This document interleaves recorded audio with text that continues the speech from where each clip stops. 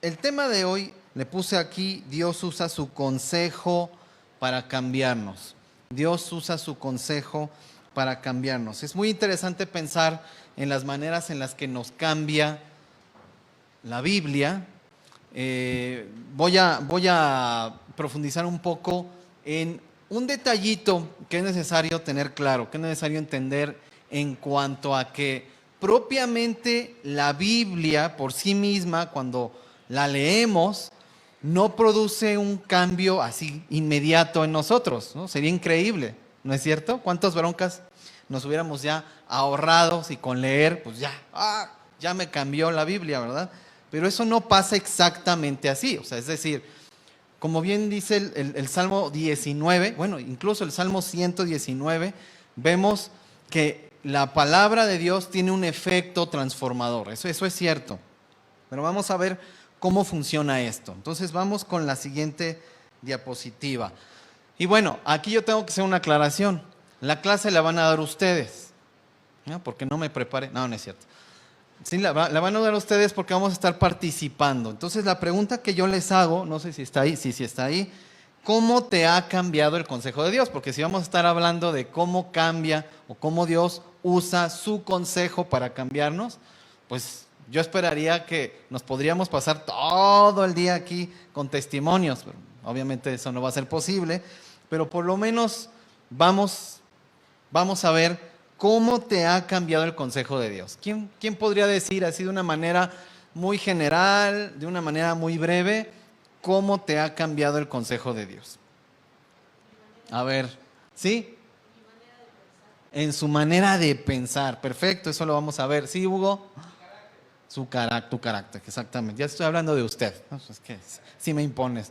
No sé, tu carácter, exactamente. ¿Cómo nos ha cambiado el consejo de Dios? Pues hay muchísimas maneras. Podríamos pensar realmente en muchas maneras en las que el consejo de Dios nos ha cambiado. Y vamos a ver cómo funciona. ¿De acuerdo? Vamos con la que sigue. Fíjense. Primero, bueno, vamos a ver lo que es la Biblia y vamos a ver lo que no es. Porque también eso es importante. Pero de entrada, lo que es la Biblia, número uno, es la revelación de Dios al ser humano, ¿no? Es lo que Dios ha querido dar a conocer. Dios es mucho más de lo que encontramos en la Biblia, ¿no? Dios no es todo lo que encontramos aquí. ¿Se ha puesto a pensar en eso? Que es mucho más de lo que Él ha dado a conocer. Bueno, es interesante pensar en eso. Pero bueno, es la revelación de Dios al ser humano. ¿Cómo nos cambia lo que Dios nos ha dado a conocer? ¿Cómo nos cambia? Hay que pensar. Y al responder estos siguientes puntos, vamos a ir precisamente, valga la redundancia, respondiendo a cómo nos cambia la revelación de Dios al ser humano. A ver, pensemos en cómo nos cambia lo que Dios ha dicho de Él. ¿Alguien podría pensar en cómo lo ha cambiado lo que Dios ha dicho de Él? Una cosa, un ejemplito. A ver, vamos a pensar. En el concepto que usted tenía de Él, ¿no? Mi hermana, a ver, ¿usted me hackeó la presentación, mi hermana? Porque ya se la sabe. Luis, Él es santo. Ok, entonces, es verdad. A ver, voy a tomar estos dos ejemplos porque son muy importantes para entender lo que viene. Dice mi hermana, lo que uno piensa de Él, ¿no? Uno tiene ideas preconcebidas de Dios. ¿Se había puesto a pensar en eso? Cuando a uno le comparten el Evangelio, uno trae ideas de Dios, aunque seas ateo. Es más, si eres ateo, eres más creyente que todos los demás, porque nada más estás pensando en Dios, pensando en Dios, pensando en Dios. Bueno, ¿hay alguien que haya sido ateo? Ateo militar. Ateo no es el, yo no creo en Dios. No, ateo es el que dice, Dios no existe por esto y por esto. ¿Hay alguien que haya sido ateo antes? ¿Nadie? Bueno. El ateo tiene una idea de Dios y por eso se resiste a creer.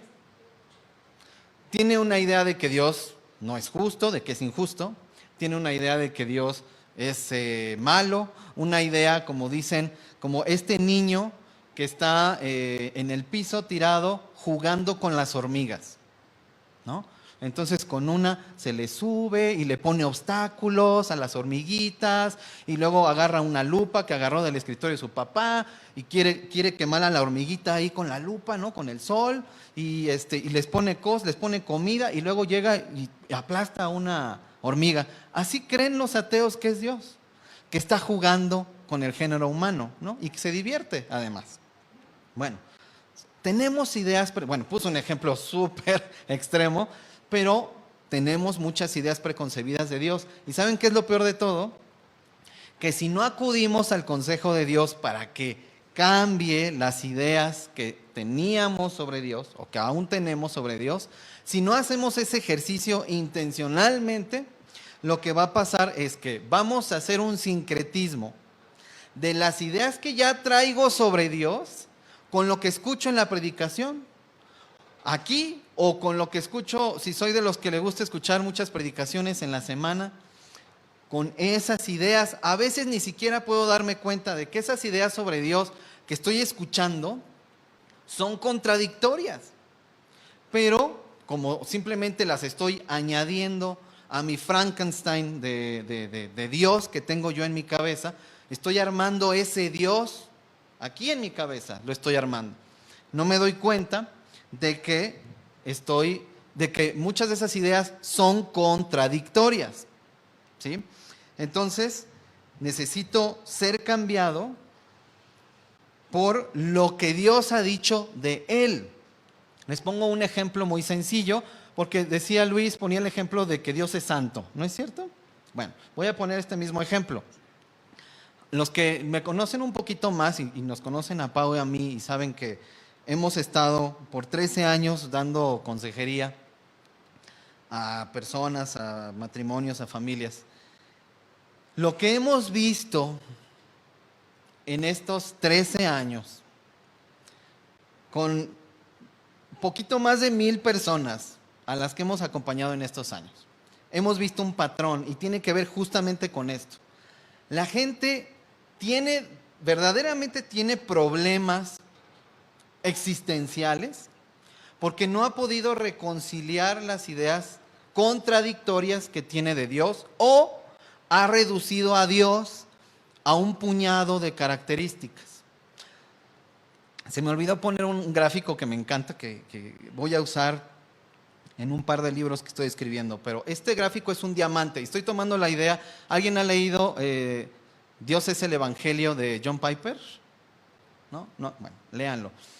Y John Piper no tiene un gráfico así en su libro, pero lo que hace es describir el Evangelio como un diamante. Él simplemente pone la idea de que Dios y conocer a Dios a través del Evangelio es como un diamante.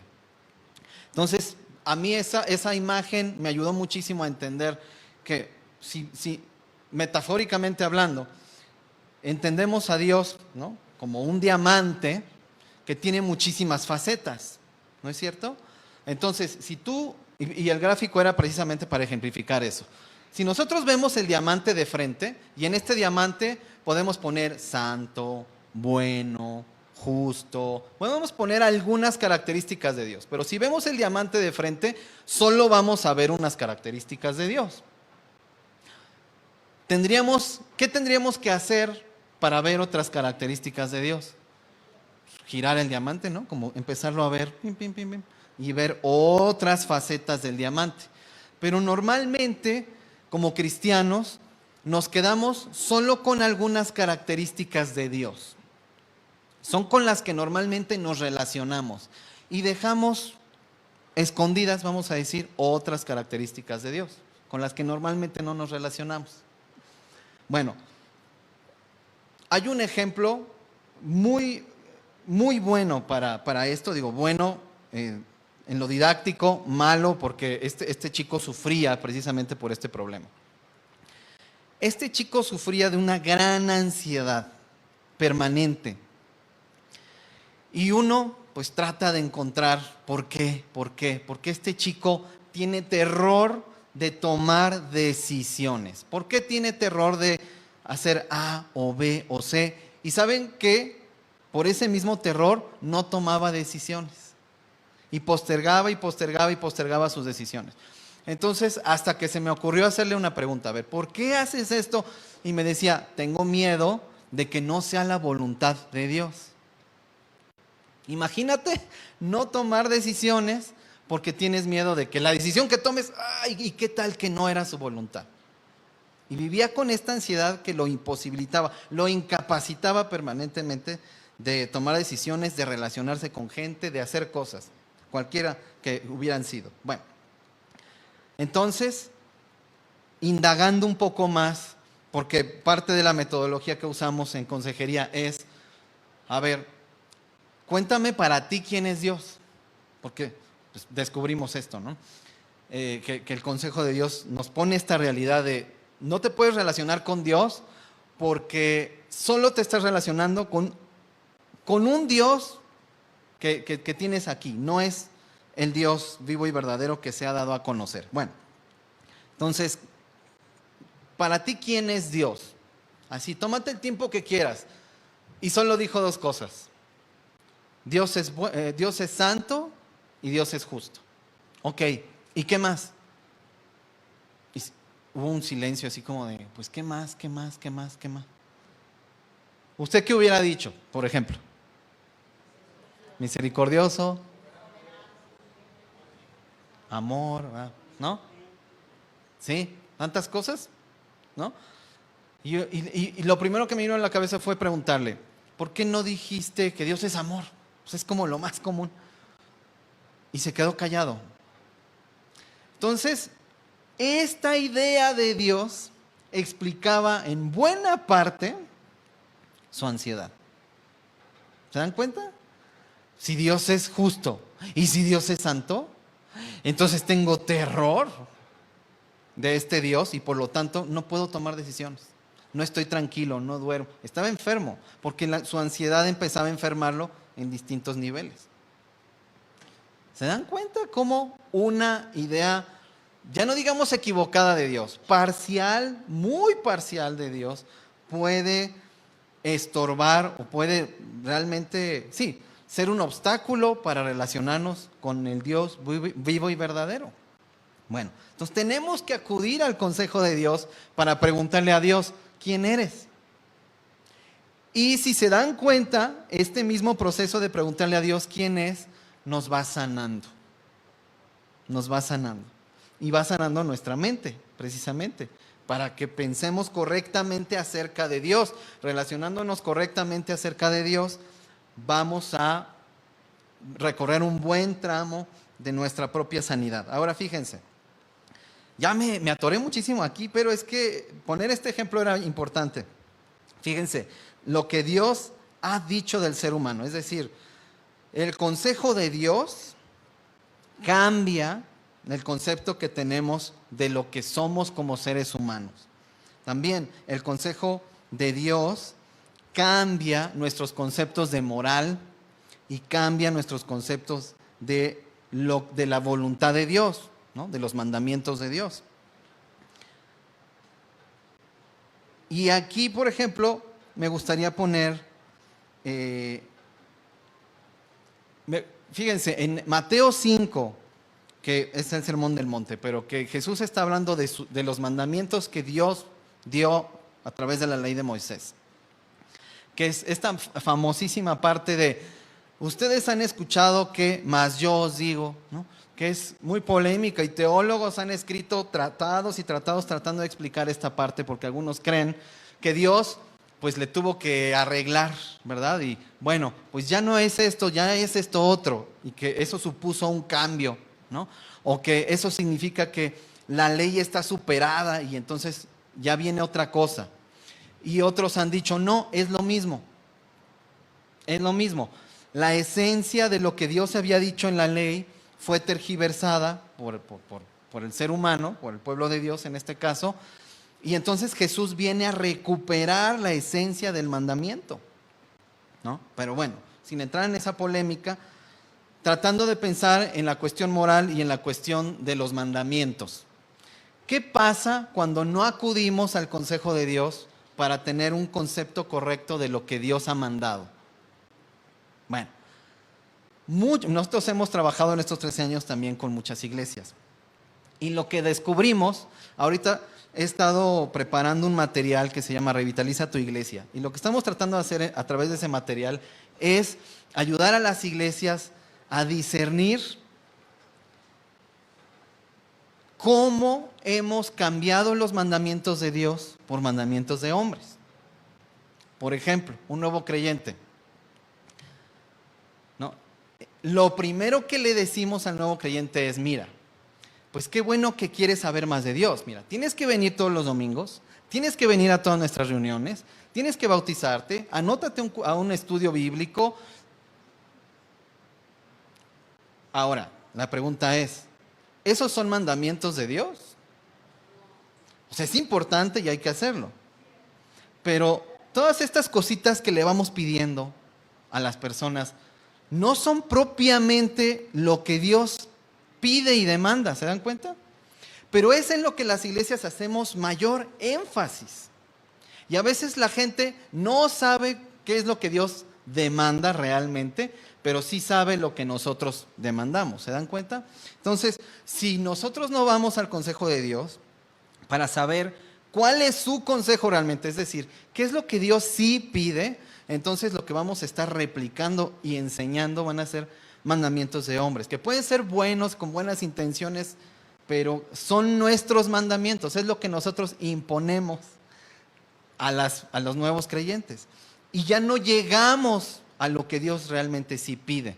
Y por eso lo que nosotros hemos ido confirmando en estos años es que la gente participa en las reuniones de oración, se congrega, participa en todas las actividades de la iglesia, se sabe de memoria las escrituras, ya se bautizó, está en todos los estudios, pero miente, pero él es infiel a la esposa, al esposo, pero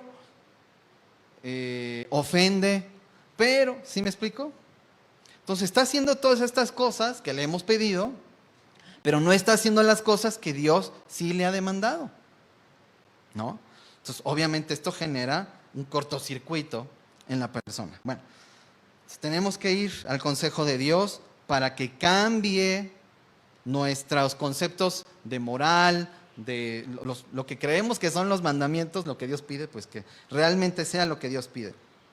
Y hoy vivimos una época en la que el estándar moral pues, está como desdibujado, porque además es a conveniencia, ¿no? O sea, si alguien asalta a un ateo en la calle y le quitan su celular, ¿qué va a decir esa persona?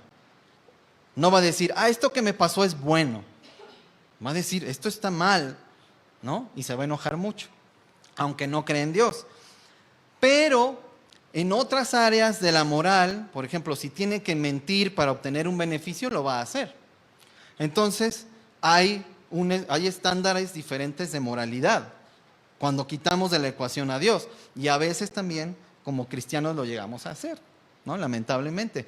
En algunas cosas hay un comportamiento moral, pero en otras áreas que podrían no convenirnos, pues ya no hay ese comportamiento moral, ¿no? Como el famosísimo ejemplo de el papá que le dice a su hijo, hijo, tú tienes que obedecer a Dios y no tienes que mentir porque es pecado. ¿No?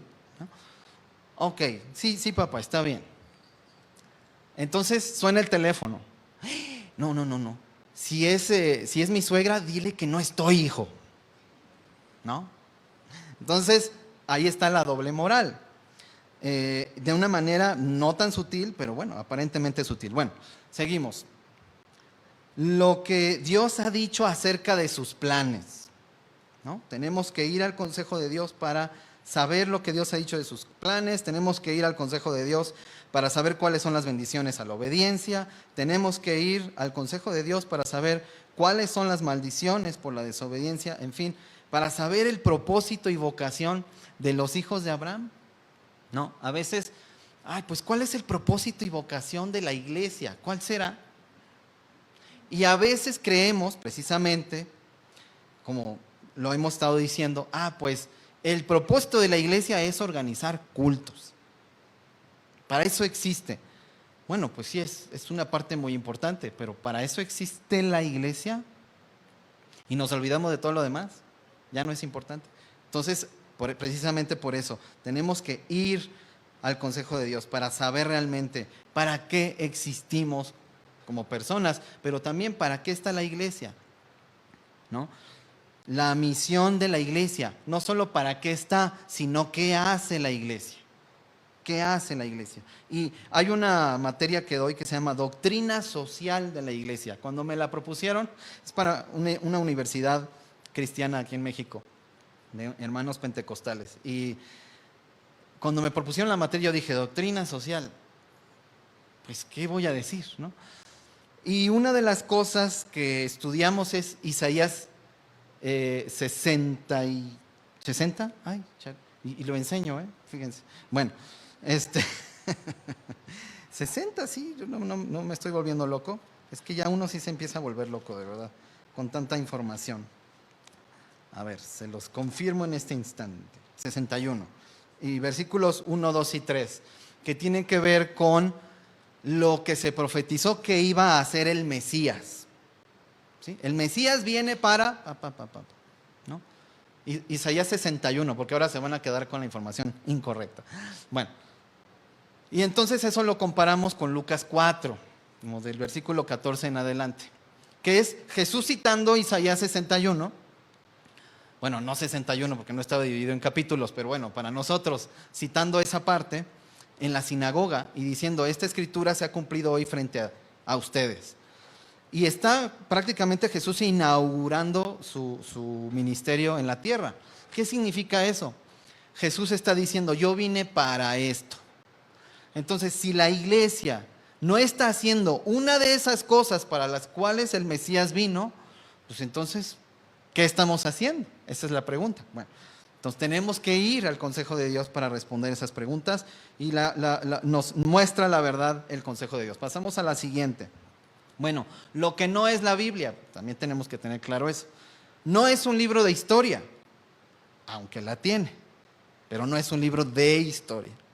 No es un compendio de historia natural, aunque presenta información. No es un texto de misterios y profecías, aunque tiene misterios y tiene profecías. No es un compendio de consejos para ser felices y plenos, aunque sí los hay. ¿Se dan cuenta? No es un manual para ir al cielo, aunque dice cómo. Y tampoco es un tratado científico, aunque presenta datos verificables. Es decir, por ejemplo, el relato de la creación, los científicos dicen, tiene lógica científica el relato de la creación. Y para un científico hubiera sido decepcionante que el relato de la creación hubiera tenido otro orden, porque hubiera dicho, esto no es verdad. Sin embargo, es verificable que lo que dice Dios es verdad porque tiene sentido científico, tiene lógica científica. Bueno, si Dios creó las leyes de la naturaleza, la de la gravedad y el ciclo del agua, ¿no? Si Dios creó todo esto, debería tener un sentido, una lógica científica, el propio relato de la creación. Y lo tiene. Eso es maravilloso, ¿no? Bueno. Y también lo que no es la Biblia, bueno, más bien tampoco, es un libro de filosofía, aunque contiene sabiduría. ¿Sí? Entonces, es importante tener esto en cuenta. Bueno, la siguiente, por favor. Nos sirve para conocer a Dios. El consejo de Dios nos sirve para conocer a Dios. Para conocer a Dios a través de sus palabras. Para conocer a Dios a través de las relaciones que tuvo con personas reales y específicas. ¿Sí? No es cierto que nosotros podemos conocernos cuando vemos cómo trata esta persona a esta otra persona, ¿no? Vamos a pensar los esposos, ¿no? Cómo trata el esposo a la esposa, la esposa al esposo, y podemos conocerlos a través de la relación que tienen. Bueno, nosotros podemos conocer a Dios a través de la relación, cómo se ha relacionado Dios con las personas. Y ejemplos sobran, ¿no? vamos a pensar en cómo se relacionó Dios con su pueblo Israel en el desierto, muy, muy, muy específicamente. Y cuando el pueblo fue rebelde, que Dios dijo, voy a hacer una nación nueva de ti, Moisés, porque ya, ¿no? Vemos una parte de Dios ahí. Y después Moisés se interpone entre Dios y el pueblo y dice, sí, si los vas a chamuscar, pues de una vez conmigo también, ¿no? No los sacaste de Egipto para que mueran aquí en el desierto. ¿Y qué hace Dios? Dice, ok, está bien, vamos a dar una nueva oportunidad. O sea, vemos estos dos aspectos de Dios que para mucha gente podrían ser irreconciliables. Mucha gente quiere ver a un Dios inmisericordia. Me desobedeciste, ¿no? Como los hijos del trueno de, oye, pues no aceptaron tu palabra, Señor, vamos a orar para que caiga fuego del cielo y los consuma, ¿se acuerdan? Bueno, pasó, sí pasó antes, Dios lo hizo, pero Dios no es eso nada más, o sea, Dios no se la pasó consumiendo ciudades, ¿verdad? Por su rebeldía contumaz. Es decir, Dios es todo, no es una parte. Bueno, podemos conocer a Dios a través de sus pensamientos, lo que la palabra nos dice que pensaba Dios y que sigue pensando, por cómo manejó sus emociones. Bueno, este es el que les acabo de dar es un buen ejemplo de cómo Dios manejó sus emociones, ¿no? ¿Por qué? Porque a veces cuando uno está airado, uno no se detiene. Y vemos tantos ejemplos del famosísimo road rage, es decir, cuando la gente se enoja al volante. Cuando alguien se enoja conduciendo, cuidado. Porque es capaz de hacer cualquier locura. Y probablemente a algunos de ustedes ya les tocó verlo. No hacerlo, verlo. ¿Sí? Bueno, a veces la ira ya no se puede detener, ya no se puede contener. Dios experimenta ira. ¿Sí? Ahora, ¿cómo maneja Dios su ira? La tiene bajo control, ¿no es cierto? Y eso nos enseña sobre Él. Pero como vamos a ver ahorita, nos enseña también sobre nosotros. Finalmente es algo que tenemos que replicar nosotros como sus hijos, ¿no? Bueno, por cómo manejó sus emociones, por sus obras, por su amplio y sabio consejo. Bueno, y aquí en esta parte de las obras, lo que pasa mucho cuando hacemos interpretaciones literalistas es que, pues Dios hizo esto, entonces lo tiene que volver a hacer. Y entonces, cuando pensamos en la hermenéutica y en la exégesis, decimos, bueno, Dios lo puede hacer, pero no tiene que estarlo haciendo. ¿Sí? O sea, Dios hizo esto en estas circunstancias, en este contexto, por esta razón, estos motivos. Pero vemos a Dios haciendo exactamente las mismas cosas desde Génesis hasta Apocalipsis, las mismas cosas. No, vemos a Dios relacionándose con personas, con familias, con pueblos, haciendo cosas diferentes. ¿A cuántos profetas Dios metió en la panza de un gran pez? Pues a uno. No se la pasó haciendo eso, ¿verdad? A eso me refiero. O sea, Dios nos demuestra quién es por sus obras, pero a veces lo que queremos es, bueno, si Dios hizo esto aquí, entonces vamos a pedirle a Dios que pase esto ahorita. Esto es reducir a Dios a una cosa que no es. Bueno, la siguiente. Aquí pregunto yo, ¿qué te ha enseñado la Biblia sobre el Dios Trino? Ya, los que ya participaron ya no pueden participar otra vez.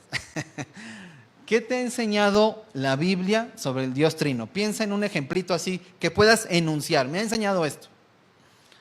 A ver, piénsale. Porque si Dios a través de su consejo nos ha cambiado, bueno, hay muchos ejemplos para decir cómo nos ha cambiado el Dios o qué nos ha enseñado el Dios Trino. Un ejemplito. A ver, Jesús. Unidad, ok. Unidad con el cuerpo también, con la esposa, podríamos decir. ¿Qué más? Sí.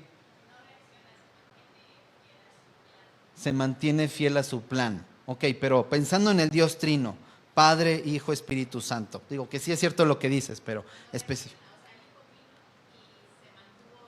Ok, ok, ok, ok. Como vamos a decir, para ponerlo en una palabra como fidelidad, como Dios, tú me mandaste a esto y lo voy a hacer hasta el final. Y si puede pasar de mí esta copa, pues sí, sería genial, pero si no, sigo hasta el final, ¿no? Ok. Rosy, ¿habías levantado la mano? Confiable, ok.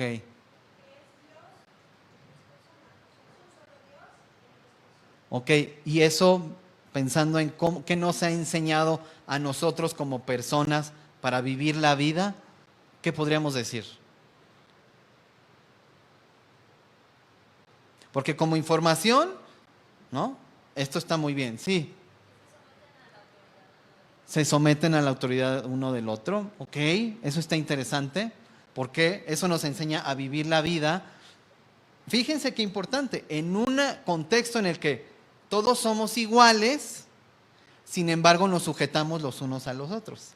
En el contexto matrimonial, en el contexto familiar, en el contexto eclesiástico también. Es un muy buen ejemplo. Sí, mi hermanita, María Luisa. Ok, ok. Vamos a tratar de aterrizar esa idea teológica que usted ha compartido. Por ejemplo, y tiene que ver un poquito con lo que han estado diciendo. Jesús como hijo. ¿Cuántos hijos hay aquí? Hijos que tienen padres. Pues todos, ¿verdad? Quizá no todos somos padres, pero todos somos hijos. Bueno, ahí les va. ¿Cómo ayuda saber, relacionarnos con un Dios trino? ¿Cómo me ayuda a mí como esposo? A ver, esposos. Un Dios trino, a ver, Padre, Hijo, Espíritu Santo. Pero Jesús es esposo, ¿no? Y Dios también se ejemplifica como un esposo también, ¿no es cierto? En el Antiguo Testamento. ¿Puedo aprender a ser esposo yendo al consejo de Dios? ¿No es cierto? ¿Puedo aprender a ser padre yendo al consejo de Dios? ¿No es cierto? Porque escuchamos todo el tiempo como, no, pues es que, ¿quién te enseña a ser esposo? ¿Quién te enseña a ser papá? Dios nos enseña a ser padres, Dios nos enseña a ser esposos. Pues es el consejo de Dios el que nos cambia de esta manera. Bien, vamos a seguir. Casi ya estamos terminando. Bueno, nos conocemos a nosotros mismos a través del consejo de Dios. Y de alguna manera hemos estado tocando esto, ¿no? Lo que Dios dijo de nosotros como humanos, lo que Dios dijo acerca del pecado, de diversas personas que se relacionaron con Dios también, a través de personas que rechazaron a Dios, podemos aprender cosas de nosotros mismos, ¿no es cierto? De su necedad, y a veces podemos reflejarnos en esa necedad. De, ay, yo también, o sea, no puede ser que me esté identificando no con el bueno de la historia, con el malo de la historia, ¿no? ¿Por qué? Precisamente porque esa persona nos enseña algo de nosotros mismos. De personas, a través de personas consagradas a Dios, obviamente, a través de personas que apostataron también, podemos aprender algo de nosotros mismos, y de personas tibias que decían amar a Dios y no pudieron demostrarlo. La que sigue, por favor. ¿Qué te ha enseñado la Biblia sobre ti? Esta es una pregunta más difícil, sobre todo para responderla así, públicamente. Lo que nos ha enseñado el consejo de Dios sobre nosotros. Bueno, la que sigue. Aquí vamos a ver qué nos ha enseñado el consejo de Dios sobre nosotros. No sé qué tan... no, sí se ve bien. Sobre la mente que está corrompida, ¿no? Sobre la mente también dice que Dios la renueva. Porque qué triste saber, qué mensaje tan desesperanzador sería que el consejo de Dios dice que nuestra mente está corrompida o que nuestro corazón es malo y ya, esto es lo que eres, pues suerte.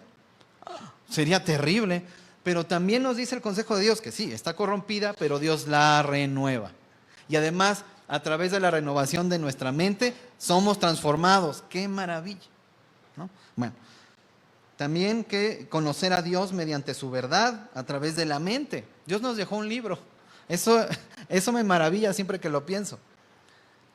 Nos deja un libro para conocerle. O sea, tenemos que usar la cabeza, porque tristemente muchos enseñan que hay que apagar el cerebro para relacionarte con Dios. Incluso tergiversando Hebreos 11:1, ¿no? Pues es la certeza de lo que no se ve. Y entonces, esto es una fe ciega. No pienses, tú nada más cree. Pues esto es exactamente lo opuesto del Evangelio. Porque sí hay que pensar, porque sí hay que prender el cerebro y hay que razonar lo que Dios nos está diciendo. No es una fe ciega la que Dios demanda. Confianza, sí. Fe ciega, no. Ahora, también a través de la mente obtenemos sabiduría, no de este mundo. También nos enseña eso sobre nuestra mente, sobre el corazón, que es malo, que no es confiable y que no podemos ser guiados por él, que debe humillarse, que debe ser purificado, qué maravilla, que debe ser guardado limpio para Dios, ¿no? Las dos partes también. Es malo y no es confiable. ¿Y qué nos dice el mundo todo el tiempo? Sigue tu corazón, sigue tus anhelos, sí. Pues sí. Y es congruente el mensaje del diablo, eso sí, ¿no?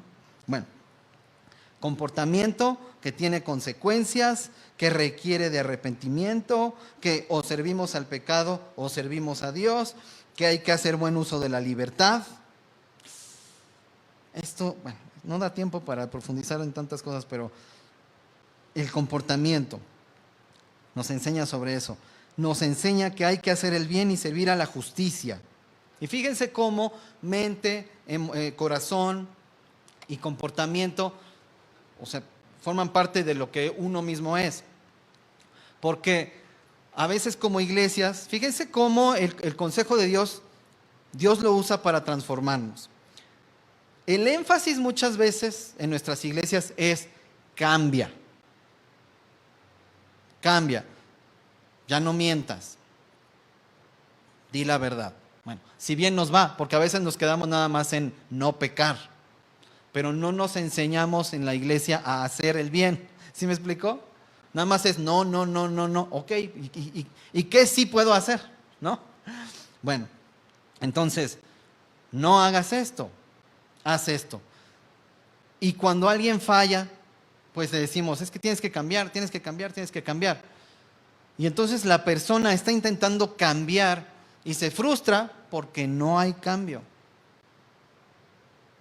¿Y qué tiene que cambiar? ¿El comportamiento o la mente?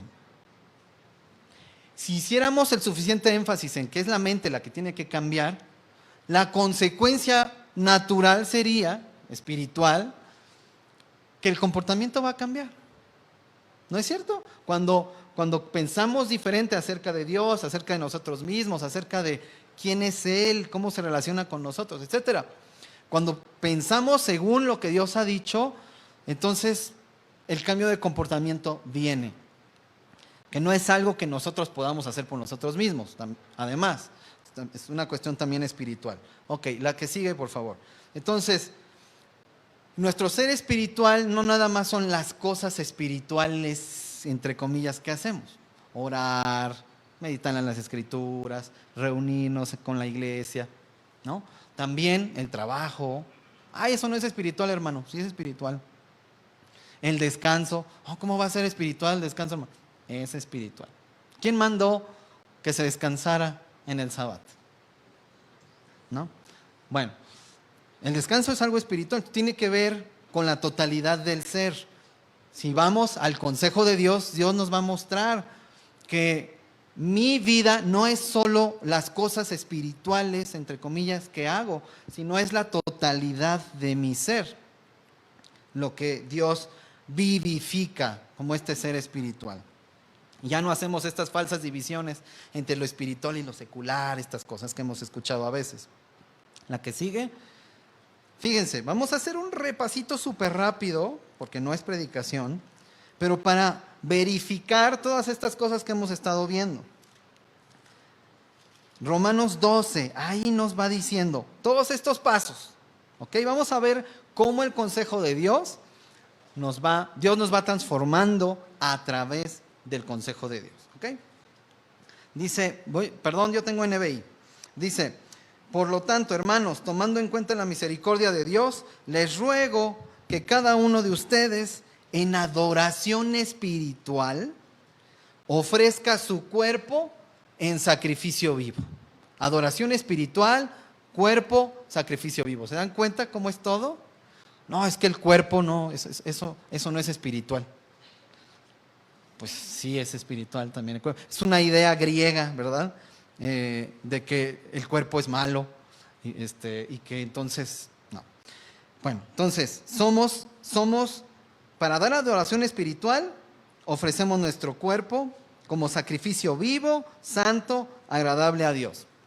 Ok, pero ¿qué creen que vamos a hacer? Lo vamos a leer al revés, ¿no? Pongan su Biblia al revés. No, no es cierto. No, vamos a empezar desde el 21 para atrás.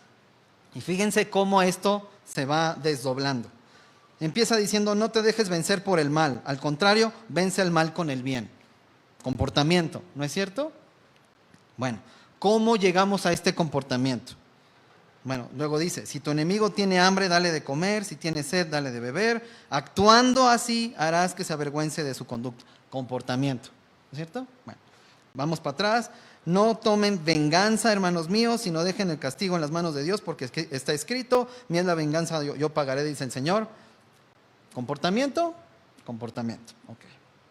Luego, uno antes, 18, si es posible, en cuanto dependa de ustedes, vivan en paz con todos. Comportamiento, otra vez. Vamos para atrás, 17, no paguen a nadie mal por mal, procuren hacer lo bueno delante de todos. Fíjense este equilibrio, no hagan el mal, hagan lo bueno. No nada más es, no hagan lo malo, ¿no? Bueno, comportamiento otra vez, ¿sí? Vamos todavía más para atrás. Vivan en armonía los unos con los otros, no sean arrogantes, sino háganse solidarios con los humildes, no se crean los únicos que saben. Otra vez, comportamiento. 15, alégrense con los que están alegres, lloren con los que lloran. Ay, sí comportamiento, pero tiene que ver con emociones, ¿no es cierto? Vámonos para atrás. Bendigan a los que los persigan, bendigan y no maldigan. Un poquito más para atrás. Ayuden a los necesitados, practiquen la hospitalidad. Si nos vamos desde el 9 para abajo, es puro comportamiento.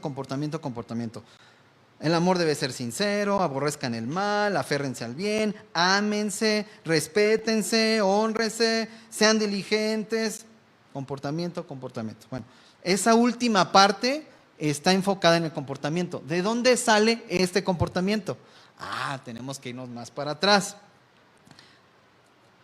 Y para no leer cada parte, el bloque del 3 al 8 tiene que ver con un cambio de pensamiento. Fíjense. 3.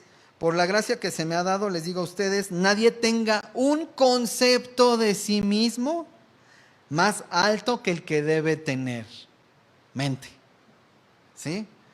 Dice, sino más bien piense de sí mismo con moderación según la medida que Dios le haya dado. Pues así como cada uno de ustedes tiene un solo cuerpo con muchos miembros y no todos estos miembros desempeñan la misma función, también nosotros, siendo muchos, formamos un solo cuerpo en Cristo y cada miembro está unido a todos los demás. Tenemos diferentes dones, entonces empieza a hablar de usar los dones. Entonces, el cambio viene, de hecho aquí lo dice en el 2, no se amolden al mundo actual, sino sean transformados mediante la renovación de su mente. Y luego congruentemente dice, piensen diferente, ¿no? Bueno, tiene que ver con lo mismo, y con eso estamos terminando. Tiene que ver con que, ya la última, donde están las conclusiones, Dios se revela a sí mismo y nos da su consejo para que conozcamos la verdad y al seguirla, siendo sus discípulos, seamos libres. Ahí está, la libertad en el comportamiento, la libertad que estamos anhelando, buscando, la libertad de las prácticas pecaminosas que no teníamos. Esa libertad la tenemos cuando conocemos a Dios a través de lo que Él ha dicho de sí mismo, a través de su consejo, a través de todo realmente. Dios nos da una nueva naturaleza espiritual para que podamos creer y creyendo a obedecer y creyendo perseverar y creyendo buscar ayuda, y la de la iglesia si tropezamos. Dios nos envió su Espíritu para recordarnos su consejo. ¿Qué nos va a recordar si no estamos leyendo la Biblia cada día? ¿Qué nos va a recordar el Espíritu Santo? ¿Qué nos va a traer a la memoria? Pues estamos matando de hambre, ¿no? El Espíritu, porque Jesús dijo, no solo de pan vive el hombre, sino de toda palabra que sale de la boca de Dios. Nos estamos matando de hambre. Entonces, toda palabra que ha salido de la boca de Dios es nuestro alimento para pensar correctamente, para honrar a Dios con nuestras emociones y para hacer su voluntad cada día, así como para ayudar a otros a hacerlo. Bueno, sí, Dios nos transforma a través de su consejo, pero ejercitamos nuestra responsabilidad personal por la obra que Dios ya hizo. ¿Sí? O sea, sí Dios hace la obra sobrenaturalmente en nosotros, pero eso no significa que no tenemos responsabilidad, que no tenemos que hacer lo que tenemos que hacer.